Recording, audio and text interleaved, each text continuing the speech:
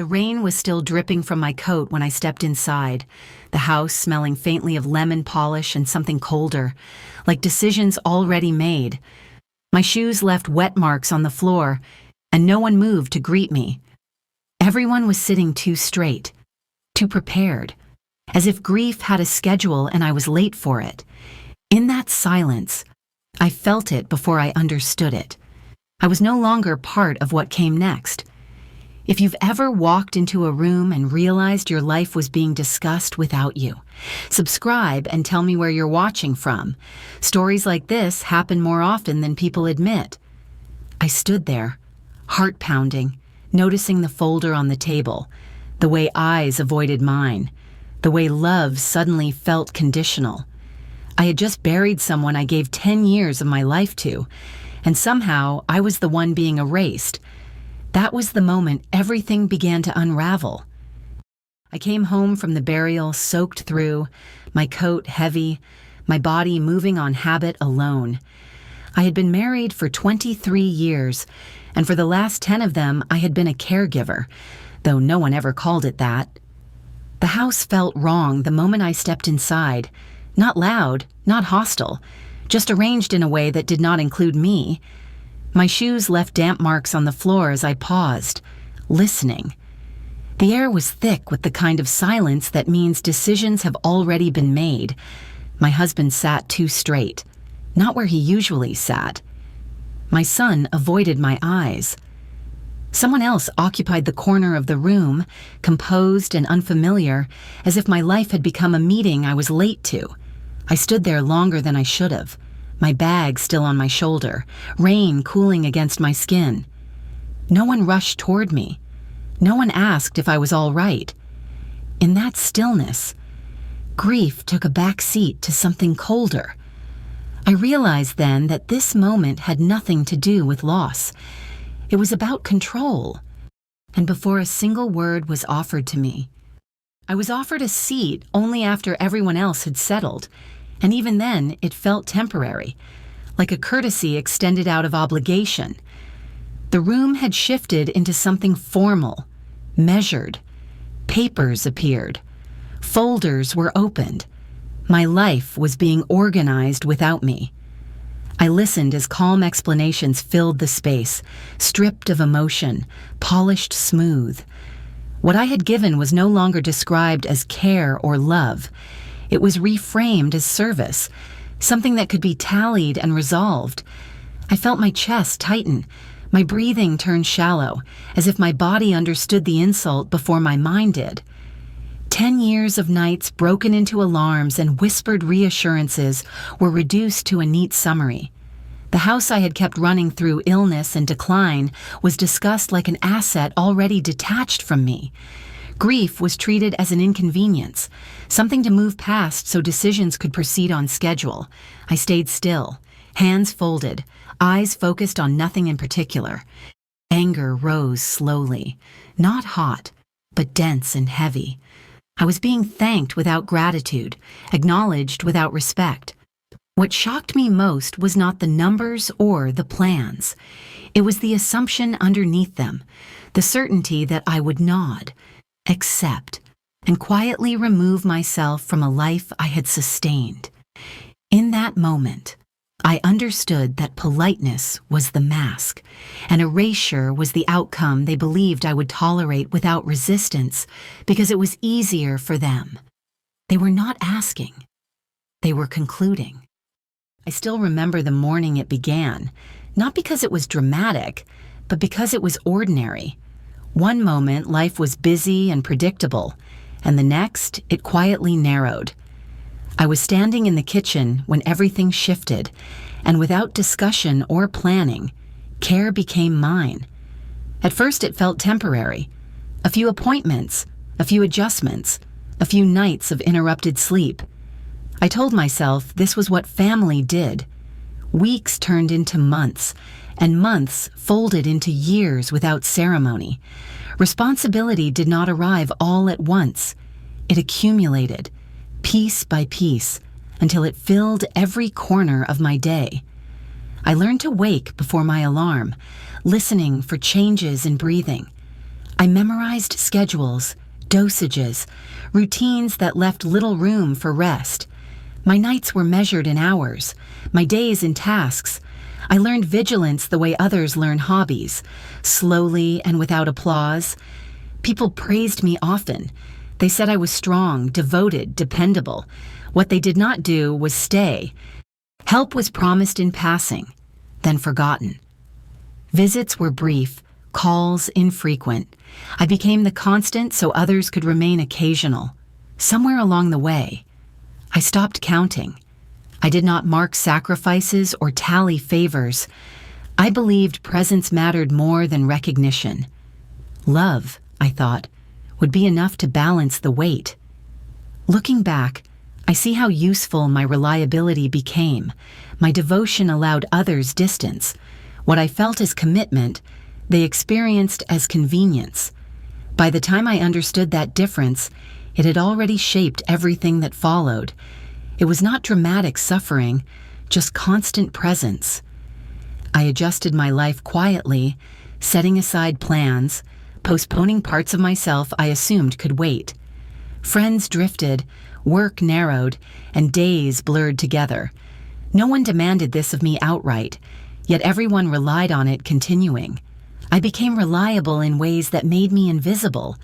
When you never leave, people stop noticing that you stay. By the end, the role felt permanent, unquestioned, and strangely assumed, as if my existence had been edited down to function alone. That is why the later shock cut so deep. It did not start with betrayal. It started with years of quiet acceptance, where my presence solved problems and my absence was never considered, setting the stage for everything that came next. Those patterns were already in place long before anyone decided I could be removed without warning later. I understood the ultimatum before my mind could shape it into words. It arrived quickly, wrapped in calm explanation, as if urgency were reasonable and grief were an inconvenience that needed managing. 48 hours.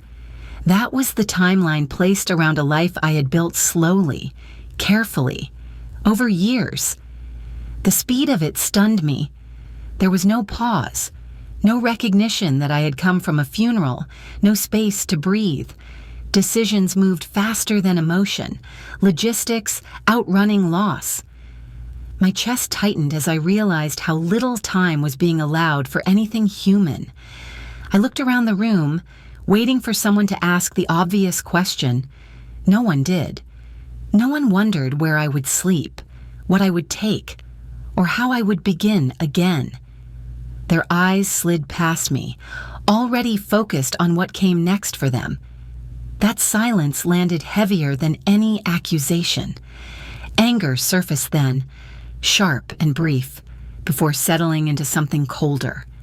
I felt myself pulling inward, closing doors I had always kept open. Pleading would change nothing. Explaining would only dignify a decision that had already erased me. So I did nothing. I nodded once, not in agreement, but in understanding.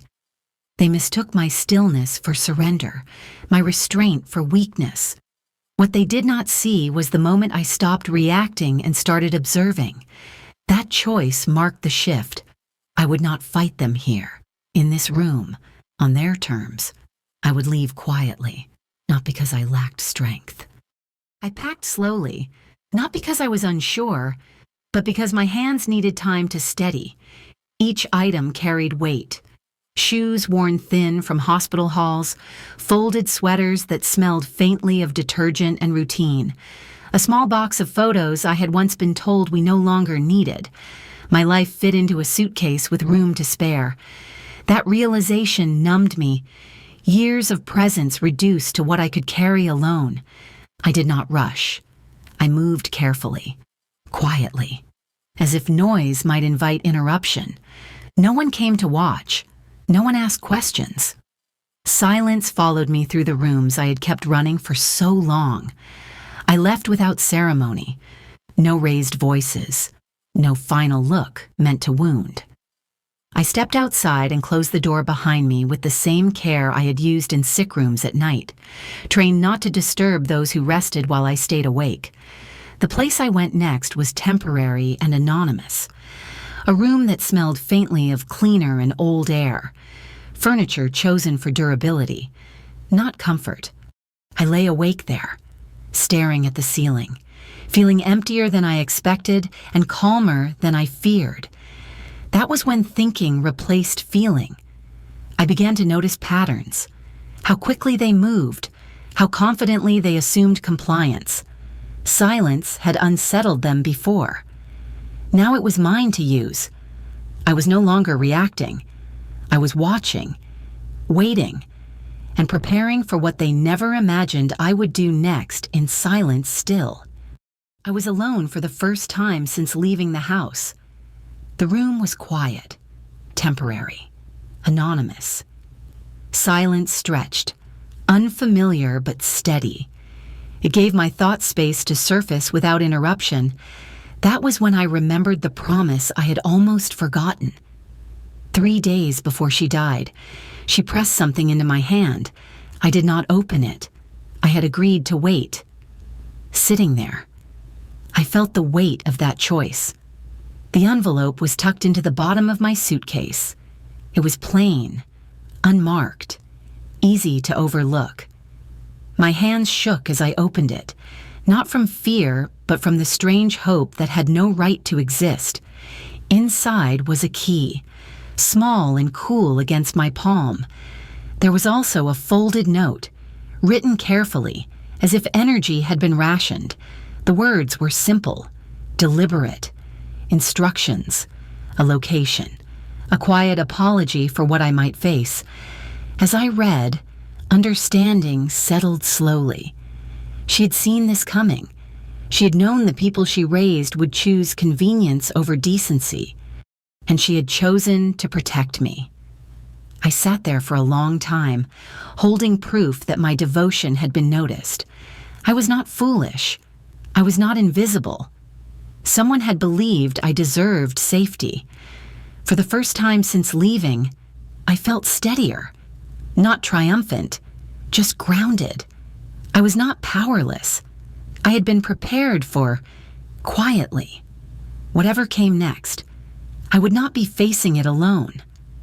I closed the envelope, already knowing I would follow the path she had laid out for me, step by careful step.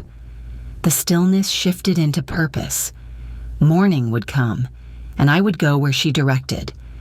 The truth was waiting, preserved, and it was time for it to speak for me at last, quietly, clearly, and without fear. I took the bus downtown the next morning, following instructions I now trusted.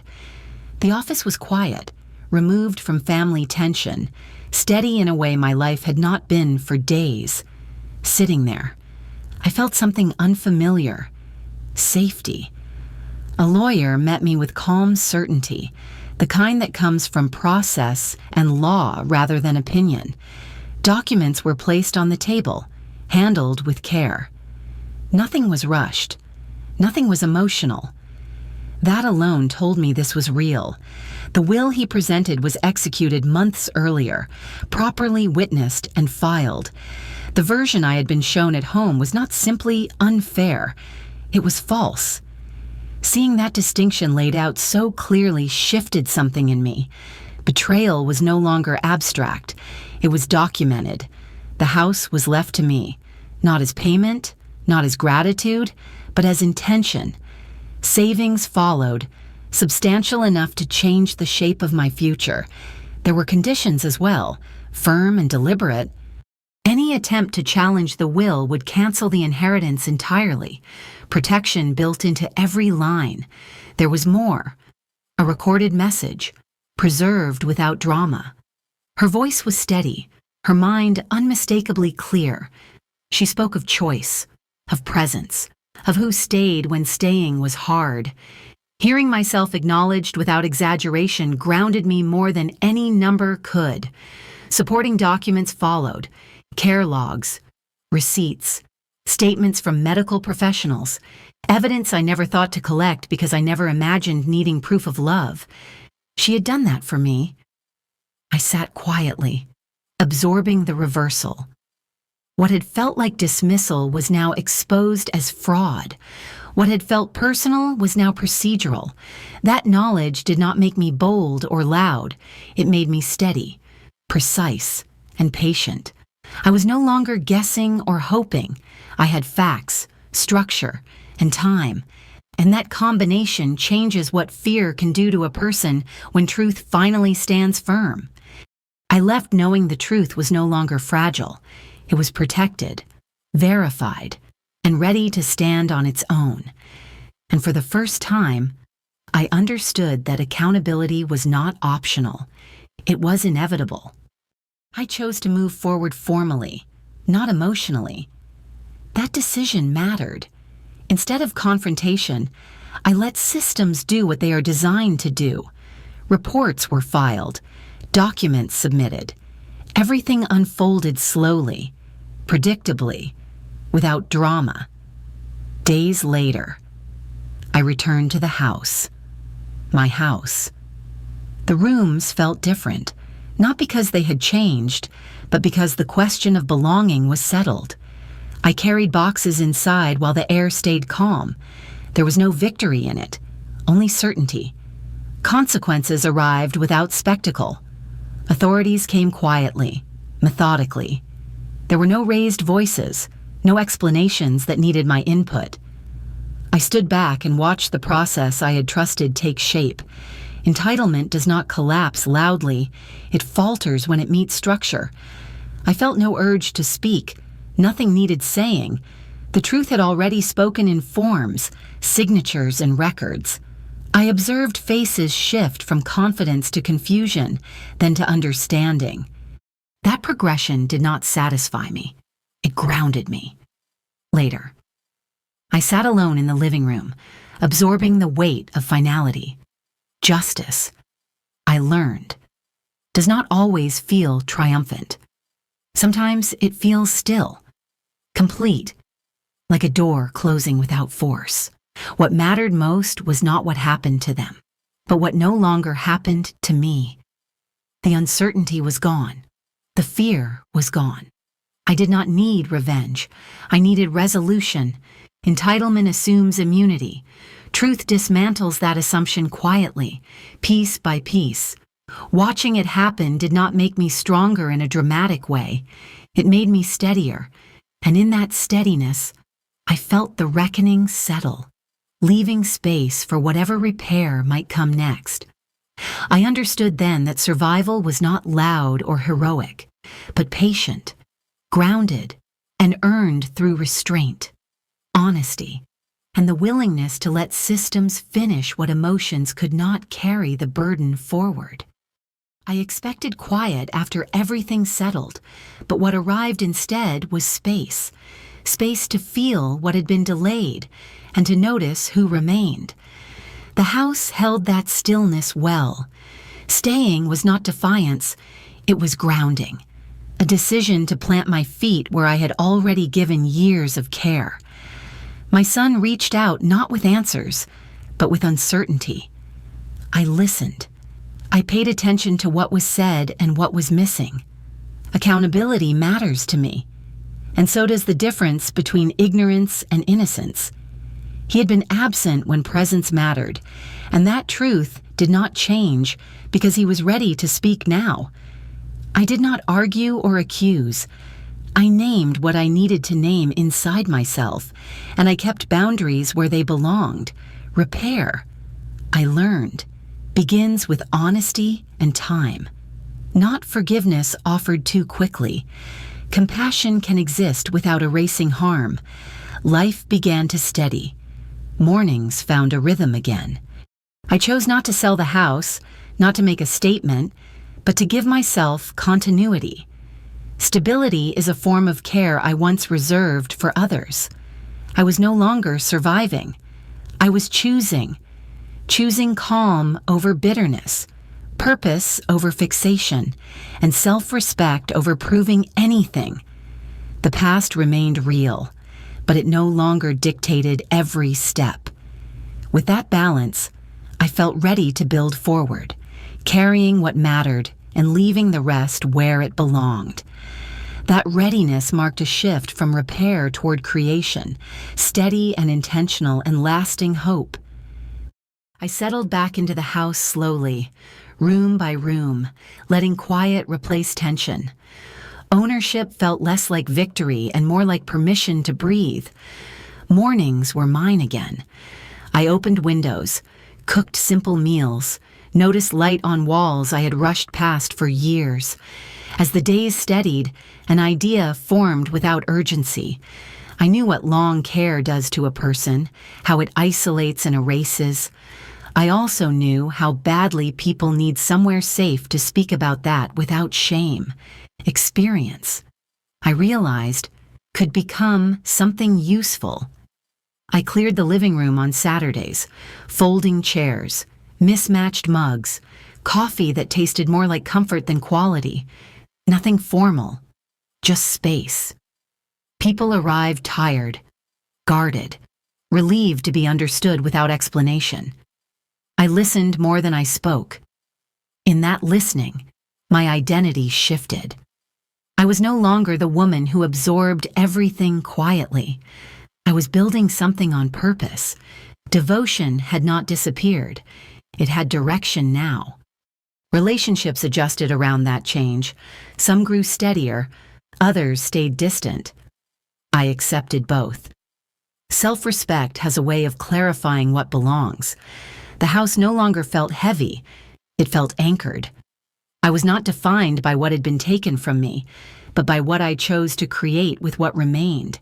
Each small gathering, each honest conversation added momentum, not dramatic, not loud, but real. For the first time in years, my life was moving forward, guided by intention instead of obligation. That sense of purpose stayed with me daily. I think often about what this experience taught me. Now that the noise has settled, love is not proven by how much you endure, but by who shows up when it is uncomfortable. Boundaries are not walls. They are lines that protect dignity when kindness is mistaken for permission. Family, I learned, is not defined by titles or obligation. It is defined by presence, responsibility, and the willingness to stay when it costs something. Choosing myself did not mean abandoning love. It meant finally including myself in it. I am grateful for the strength I did not know I had, and for the clarity that came after loss. I am grateful that my life did not end where the betrayal began, but expanded beyond it. Healing did not erase the past. It gave it context. If you stayed with me through this story, thank you. Your time and attention matter more than you know. Sharing this was not about blame, but about truth and self-respect. If you have ever been made invisible while giving everything you had, you are not alone. Have you faced a moment where you had to choose yourself after being overlooked? I read every comment.